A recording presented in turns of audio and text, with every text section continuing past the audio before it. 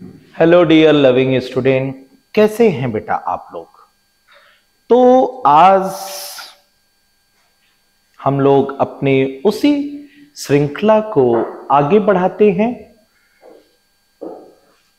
जांचें परखें अपनी तैयारी। इसी श्रृंखला में बेटा आज हम लोग का जो टेस्ट नंबर 216 है उसका टॉपिक केमिकल इक्विलिब्रियम। आज हम लोग बेटा केमिकल इक्विलिब्रियम डिस्कस करने वाले हैं। आपको पता है बेटा इक्विलिब्रियम बहुत ही इंपॉर्टेंट चैप्टर है बेटा, और इक्विलिब्रियम से हमेशा क्वेश्चन पूछे जाते हैं। इक्विलिब्रियम क्या होता है आप जानते हैं कि इक्विलिब्रियम की कंडीशन पे rate of forward reaction rate of backward reaction के बराबर होता है। जब इक्विलिब्रियम आ जाती है तो concentration, temperature, pressure, refractive index, colour, ये सारी चीजें कांस्टेंट हो जाती हैं। रेट ऑफ रिएक्शन बराबर होता है लेकिन ये प्रॉपर्टीज कांस्टेंट हो जाती हैं, इस बात को याद रखिएगा। इक्विलिब्रियम में जो कैरेक्टरिस्टिक है इक्विलिब्रियम का, इक्विलिब्रियम डायनेमिक इन नेचर का होता है। Gibbs free energy, change in Gibbs free energy की वैल्यू 0 होती है।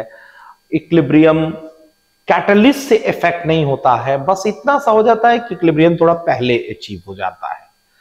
उसके बाद हम लोगों ने एक्टिव मास देखा था। एक्टिव मास जो प्योर सॉलिड और लिक्विड का होता है उसकी वैल्यू कांस्टेंट होती है। उस कांस्टेंट को हटाने के लिए हम उसकी जगह पर 1 रखते हैं। इसके बाद बेटा फिर हम लोगों ने देखा कि इक्विलिब्रियम कांस्टेंट लिखने का तरीका Kc, Kp और Kx। Kp equal to KcRT power delta n, Kp equal to KxP power delta n, ये सारी चीजें आती हैं। फिर इक्विलिब्रियम कांस्टेंट को कौन कौन से फैक्टर इफेक्ट करते हैं। फिर उसके बाद हम लोगों ने इक्विलिब्रियम कांस्टेंट लिखना देखा था, और फिर ली चैटले प्रिंसिपल, ये सारी चीजें हमारी आ जाती हैं आपके इक्विलिब्रियम के अंदर। तो चलिए बेटा आज हम लोग क्वेश्चन डिस्कस करना शुरू करते हैं। सबसे पहला क्वेश्चन है which of the following is the example of reversible reaction. पहले देखो बेटा रिवर्सिबल रिएक्शन क्या होता है। वो रिएक्शन जो दोनों डायरेक्शन में मूव करने की टेंडेंसी रखता है उसको हम लोग बोलते हैं रिवर्सिबल रिएक्शन। कोई भी गैसियस प्रोडक्ट अगर बन रहा है और गैसियस प्रोडक्ट बनने में कंटेनर हमारा ओपन है तो वो रिएक्शन हमेशा इरिवर्सिबल होती है, क्योंकि जो भी गैसियस प्रोडक्ट बनेगा वो बाहर निकल जाएगा। जितने भी प्रेसिपिटेशन की रिएक्शन होती हैं वो भी हमारे इरिवर्सिबल रिएक्शन हो जाती हैं, क्योंकि जो प्रेसिपिटेट बना है वो प्रेसिपिटेट फर्दर उस सॉल्यूशन से रिएक्ट नहीं करने की टेंडेंसी रखता है, तभी वो प्रेसिपिटेट का फॉर्मेशन हुआ और बॉटम पे जाके वो सेटल हो गया है। जो कंबशन की रिएक्शन होती है वो भी बेटा आपकी जो होती है इरिवर्सिबल होती है, कंप्लीट कंबशन की जो रिएक्शंस होती हैं। तो यहां पर देखिए बेटा तो प्रेसिपिटेशन है, गैस बन रहा है, यहां प्रेसिपिटेशन है। फोर्थ वाले में सारे स्ट्रॉन्ग इलेक्ट्रोलाइट है, सारे आयोनाइज्ड होंगे और इन आयंस के बीच इक्विलिब्रियम एस्टेब्लिश होगा, इसलिए आंसर इसका क्या जाएगा, डी जाएगा। अगला क्वेश्चन है, आपको एक सिंपल सा ग्राफ दिया हुआ है। जिस ग्राफ में आप देख रहे हैं एक्स, वाई और जेड है। एक्स का मतलब क्या है, ये एक्स और वाई तो रिएक्टेंट है। पहली बात इसको आप पहचानिए, एक्स और वाई ये दोनों रिएक्टेंट है, क्योंकि रिएक्टेंट हमेशा घटता है और प्रोडक्ट बढ़ता है। तो ये तो बेटा रिएक्टेंट हो गए और ये हमारा प्रोडक्ट हो गया। तो प्रोडक्ट में कौन है, NH3 है। तो पहली बात तो देखिए ये वाले और ये वाले, इन्हीं दोनों में कोई सही हो सकता है। अब ये तो नहीं होगा, ये भी नहीं होगा, हटा दिया मैंने। अब X का कंसंट्रेशन ज्यादा है, तो भैया देखिए X का कंसंट्रेशन ज्यादा है तो X कौन होगा, आप देख रहे हैं ये 3 मोल है, ये 1 मोल है, तो भाई इसका अमाउंट क्या है, ज्यादा, इसलिए कौन होगा, H2 होगा, और ये कौन होगा, N2। तो आंसर सी इज करेक्ट। ठीक है, यहां देखिए कंसंट्रेशन घटने के बाद ये क्या हो जा रहा है, कांस्टेंट हो जा रहा है। ये वैल्यू क्या हो जा रही है, कांस्टेंट। सीधी लाइन होने का मतलब कांस्टेंट। तो सी ऑप्शन जो है वो इसका करेक्ट है। चलिए एक्टिव मास, एक्टिव मास हमने बताया था कि प्योर सॉलिड और लिक्विड का 1 होता है, क्योंकि एक्टिव मास डिपेंड करता है मॉलिक्यूलर वेट और डेंसिटी पे। प्योर सॉलिड और लिक्विड केस में मॉलिक्यूलर वेट और डेंसिटी क्या होता है, कांस्टेंट होता है। अगर आप निकालना चाहते हैं एक्टिव मास तो इसमें आप मोलैरिटी निकालिए, the number of moles upon volume. आपको पता है number of moles weight upon molecular weights by volume. Weight आपको दिया है 64, मॉलिक्यूलर मास HI का निकालेंगे 128 डिवाइडेड बाय 2 और ये आ जाएगा 0.025, यानी सी इज द करेक्ट। चलिए आगे बढ़ते हैं बेटा। इसके बाद अगला क्वेश्चन है आपका क्वेश्चन नंबर, इसमें देख लीजिएगा बेटा, थोड़ा कैलकुलेशन मिस्टेक हो गई है, ये सी नहीं है तो आंसर ए है, ठीक है ना। सॉल्व ऐसे करिएगा, 0.25 आएगा 73 का ए, ठीक, 73 का ए सही है। हाँ, यहां पे दिया हुआ है रिएक्शन, पहले काम आपको रिएक्शन लिखना है। जैसे हमने लिखा a plus 2b change into 2c plus D. अब यहां पर दिया 1.1 मोल ये है और 2.2 मोल ये है, ये जीरो, ये जीरो। फिर हम जानते हैं 1.1 minus x, 2.2 minus 2x and this is 2x and this is x. At equilibrium 0.2 mole of C is formed, यानी 2x is equal to 0.2, then x equal to 0.1. x की वैल्यू किसके बराबर आ गई? 0.1 के बराबर। तो यहां से हम लोग कह सकते हैं 1.1 minus 0.1, 2.2 2 into 0.1 and this is 0.2 and x equal to 0.1. अब यहां से वैल्यू देखोगे तो ये 1 आ जाएगा, ये 2 आ जाएगा, ये 0.2 होगा, ये 0.1 होगा।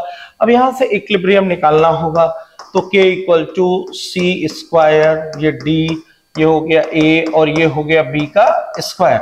अब सारी वैल्यू रख करके यहां पे पुट कर दीजिएगा और पुट करने के बाद आंसर जो है इसका c आ जाएगा। चलिए क्वेश्चन नंबर 75 है। 75 में ये देखिए, ये जो रिएक्शन दिया हुआ है, यहां पर वाटर का फॉर्मेशन हो रहा है। जहां भी वाटर का फॉर्मेशन हो रहा होता है वहां वाटर के कंसंट्रेशन को हम लोग नेग्लेक्ट नहीं करते हैं। This is when 3 mole of ethyl alcohol, ठीक है, is mixed with the 3 mole of acetic acid, this is 0 and this is 0 and 3 minus x, this is x and this is x। Equilibrium पे 2 mole स्टर form हुआ, means this is 2, this is 2, then 3 minus 2, 3 minus 2, 1 1 2 2।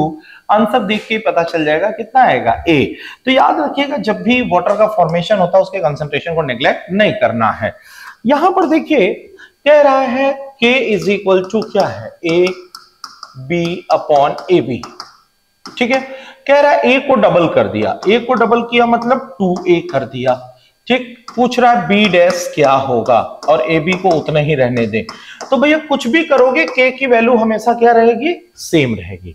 कुछ भी आप यहां पर करेंगे के की वैल्यू जो रहनी है वो क्या रहनी है, same. Equilibrium concentration of A is double than equilibrium concentration of B, B की वैल्यू क्या होगी, तो दोनों को बराबर कर दीजिए। तो बी को बराबर कर, जब मान लीजिए इसको हमने बराबर कर दिया ए बी और ए बी, तो यहां से ए बी कट गया, ए बी कट गया, ए कट गया, ए कट गया, यानी B dash is equal to B by 2, यानी क्या हो जाएगा, हाफ हो जाएगा। चलिए 77, बेटा आप जानते हो अगर किसी रिएक्शन को आप रिवर्स करते हो तो के की वैल्यू 1 अपॉन के टर्म में आ जाती है। अगर किसी रिएक्शन में किसी कोफिशिएंट से मल्टीप्लाई करते हो तो के ऊपर पावर हो जाता है। जब दो रिएक्शन को जोड़ते हो तो के बीच आपस में क्या हो जाता है, मल्टीप्लिकेशन हो जाता है। इस हिसाब से अगर हम लोग देखें तो आप इस रिएक्शन की बात करना चाहते हैं, यहां पर देखिए NO2, यहां पे NO2, यानी इस रिएक्शन को तो पहली बात हमको माइनस करना है और दूसरी बात यहां 2 मोल दिया है, हमें यहां 1 मोल चाहिए, इसको हाफ से मल्टीप्लाई भी करना है। यानी ये जो वैल्यू है K2, ये 1 अपॉन K2 पे पावर 1/2 हो गया। चलिए दूसरी चीज देखिए, यहां पर हाफ N2 है, यहां पे N2 है, ये भी रिवर्स है, मतलब इसको माइनस करना और यहां हाफ चाहिए, तो वही सेम काम हो जाएगा 1/K2 1/2। यानी यहां से सॉल्व करोगे बेटा तो सॉल्व करने के बाद इसका आंसर आ जाएगा डी, क्योंकि दोनों रिएक्शन हमें रिवर्स करनी पड़ रही है और दोनों को हाफ से मल्टीप्लाई करनी पड़ रही है। क्वेश्चन नंबर 78 में देखिए, ये है बेटा K1 और ये है K2। पहली बात तो ये रिएक्शन रिवर्स करनी पड़ेगी, यहां 2A है और यहां पे कितना है 3, तो इसका मतलब कि रिवर्स तो करिए। अगर मान लीजिए इस इक्वेशन से आप इसको लिखना चाहते हैं और इसकी वैल्यू जो है K2 है और ये क्या है K1, तो भाई पहली बात तो K2 is equal to 1 upon K1 होगा और ये यहाँ 6 है, यहाँ 2 है, मतलब 3 से इसको मल्टीप्लाई करिए तो पावर 3 हो गया, यानी K2 is equal to K1 power -3, K1 power -3, answer C is correct. चलिए 79 है। 79 में आप जानते हैं Kp equal to KC RT power delta n, ये x is equal to delta n होगा, this is product -1 + half that is equal to -1/2। B answer जो है इसका सही है। 79 का बी। 80 में देखिए आप जानते हो ये आपको कंसंट्रेशन दिया है किसी भी टाइम पे और यहां पर केसी दिया है, तो आप जब इसकी वैल्यू निकालेंगे ना क्यूसी यानी बी सी और उसके बाद ए का स्क्वायर और सारी वैल्यू जो ए बी सी बराबर ही है तो ये B square upon B square कर दीजिए तो ये वैल्यू कितना आएगा 1। आप चाहे तो इसको रख के रखिएगा तब भी 1 आएगा, यानी QC is 1 and KC is 2 × 10⁻³ means QC is greater than KC यानी reaction will move in backward direction. तो 80 का आंसर हो जाएगा बी हो जाएगा। चलिए अगला क्वेश्चन है 81। विच ऑफ द फॉलोइंग, जरा याद रखिएगा सी ऑप्शन जो है यहां पर चेंज हुआ है। सी ऑप्शन जो है 81 में ये जो डी ऑप्शन है, ठीक, कह रहे which one of the following information can be obtained on the basis of the Le Chatelier principle. इसका जो डी ऑप्शन है वो ये है कि shift in equilibrium position on changing value of constants, ठीक है ना बेटा। देखिए ली-शैडली प्रिंसिपल क्या कहता है, ली-शैडली प्रिंसिपल ये कहता है कि सपोज एक इक्विलिब्रियम रिएक्शन है वो एस्टेब्लिश है और जब आप उसके ऊपर एक्सटर्नल इफेक्ट लगाएंगे तो एक्सटर्नल इफेक्ट लगाने पे वो एक पर्टिकुलर डायरेक्शन में शिफ्ट कर जाता है, या तो वो फॉरवर्ड जाए या तो वो बैकवर्ड जाए। तो बेटा इक्विलिब्रियम पोजीशन जो होती है ना वही चेंज होती रहती है। तो आंसर क्या गया इसका D. A pressure can change, pressure बढ़ाने से क्या होता है, जैसे देखिए कोई भी एक रिएक्शन है, ठीक है ना, कोई भी एक रिएक्शन है कुछ बना रहा है, इसके n मोल्स हैं, इधर भी n मोल्स हैं, ये V वॉल्यूम है और ये V वॉल्यूम है। जब आप प्रेशर बढ़ाएंगे तो ये V चेंज होगा, जब V चेंज होगा तो number of moles per unit volume भी क्या हो जाएगा चेंज, यानी किसी पर्टिकुलर वॉल्यूम में नंबर ऑफ मोल्स हमारे क्या हो जाएंगे चेंज, ठीक है ना। तो हम लोग कहते हैं total number of mole of gaseous reactant and product total number of moles of are different, change हो जाते हैं, दोनों सेम नहीं होते हैं। प्रोडक्शन ऑफ अमोनिया, कोई भी अगर एक्सोथर्मिक रिएक्शन है, एक्सो हमने बताया था एक्सो के केस में टेम्परेचर घटाओगे तो रिएक्शन किधर चलेगी फॉरवर्ड, क्योंकि हमने बताया था माइनस माइनस क्या होता है same same forward, plus plus forward, minus minus forward, then equilibrium move in a forward direction. 83 का 1। फिर है 84, फॉरवर्ड डायरेक्शन में चलाना है, एक्सोथर्मिक रिएक्शन है। पहले देखिए 3 और 1 कितने मोल है 4, यहां पे कितने 2। प्रेशर बढ़ाने पर हाई टू लो और प्रोसेस एक्सोथर्मिक है तो लो टेम्परेचर चाहिए, high pressure and low temperature, D option. Ostwald dilution law, यहां पे देखिए डेल्टा एच की वैल्यू पॉजिटिव है, पॉजिटिव है इसका मतलब एंडो है, अगर आप फॉरवर्ड चलाना चाहते हैं फॉरवर्ड चलाने के लिए टेम्परेचर आपको बढ़ाना पड़ेगा, ठीक है। पूछ रहा which of the following factor will not affect catalyst, catalyst use करने पर कोई फर्क नहीं पड़ता है, ठीक है ना। तो ये तो था बेटा आज के आपके क्वेश्चंस थे, जिसमें बहुत ज्यादा इक्विलिब्रियम्स के क्वेश्चन नहीं थे, सिंपल सिंपल क्वेश्चंस थे बेटा, इजी क्वेश्चन थे जो बार बार पूछते हैं। जिस तरह के क्वेश्चंस आपके पूछे जाते हैं उन क्वेश्चंस को बेटा आज हम लोगों ने डिस्कस किया है, ठीक है। तो बेटा क्वेश्चंस देते रहिए, प्रॉब्लम की प्रैक्टिस करते रहिए, हर तरह के क्वेश्चन को सॉल्व करने की कोशिश करिए। एग्जामिनेशन में बेटा पेपर का पैटर्न कुछ भी हो सकता है, हार्ड पेपर भी हो सकता है, इजी भी हो सकता है, एवरेज भी हो सकता है, मीडियोकर भी हो सकता है, यानी हर तरह के पेपर की प्रैक्टिस करके हमें एग्जाम में जानी है। ऐसा नहीं कि हम सिर्फ इजी क्वेश्चन की प्रैक्टिस करने जाएं और वहां पे हार्ड पेपर हो जाए। तो बेटा अगर पेपर हार्ड होता है तो कट ऑफ लेवल भी आपका कम होगा। तो हर तरह के क्वेश्चन को सॉल्व करने की आदत डालिए और टेस्ट हमेशा देते रहिए, कोई भी टेस्ट मत छोड़िए बेटा, क्योंकि बेटा टेस्ट ही है जो आपकी कमियों को बताएगा, ठीक है बेटा। तो चलिए अगले बार हम लोग मिलते हैं आयनिक इक्विलिब्रियम के साथ और आयनिक इक्विलिब्रियम के ज्यादा क्वेश्चंस होंगे। तब तक के लिए विदा लेते हैं बेटा, thank you so much, all the best.